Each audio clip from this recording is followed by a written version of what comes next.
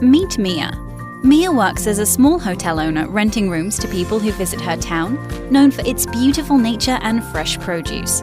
However, life there is not always easy, as her home is prone to hurricanes and flooding. These natural hazards can greatly damage people's houses, businesses, and resources, and can even push them into a poverty trap. But it doesn't have to be like this. As the frequency and intensity of natural hazards continue to increase, more and more experiences have been made on how to increase resilience to these events with the help of insurance and other risk transfer instruments. To better protect Mia against possible natural hazards, there are 5 steps. 1. Risk prevention. 2. Addressing of residual risk. 3. Preparing. 4. Responding. And 5. Recovering. These steps are all part of a disaster risk management approach that integrates risk transfer solutions. 1. Prevention.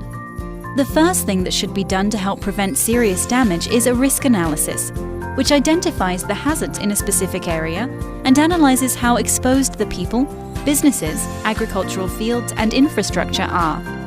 This analysis will reveal what can be done to prevent damage and feed into the risk transfer instruments and early warning systems in the next phases. In this area of prevention, Mia can strengthen her hotel and home with stronger materials to make them more resistant to wind. Her community can work together to plant trees, build a wall to protect farmland and infrastructure from heavy rain, or clean drainage systems to prevent flooding. The government can implement and enforce land use restrictions to ensure that people don't build in flood-prone areas. 2. Addressing residual risk. However, even if you put all preventive measures in place, some residual risk still remains. This is where ex-ante financing, that is, financing before a hazard strikes, can help. As an individual, Mia can take out a microinsurance policy in case her hotel is damaged. Weather index insurance could be a good option for the farmers in Mia's community, which will pay out when there has been too much or too little rain throughout the year. If Mia and her community do not manage these risks ex ante but ex post, that is, after a hazard strikes, then they will be forced to rely on friends and families, savings, or additional borrowings. The government can also protect their citizens with pre-disaster financing using contingent debt facilities, which ensure that funding will be available immediately after a hazard hits and by taking out their own insurance. This money can then be used to provide emergency relief to the people or support reconstruction. If governments plan how to manage the financial consequences of a natural hazard, they will not need to manage ad hoc and rely on donor assistance, additional taxes, budget shifts, or taking out credit from external actors. Implementing different prevention measures will greatly help in reducing the cost of these types of insurance and financial instruments because they significantly reduce the overall risk exposure. 3. Preparing. After Mia and her community protect themselves with ex-ante financing, they need to prepare themselves for the natural hazards.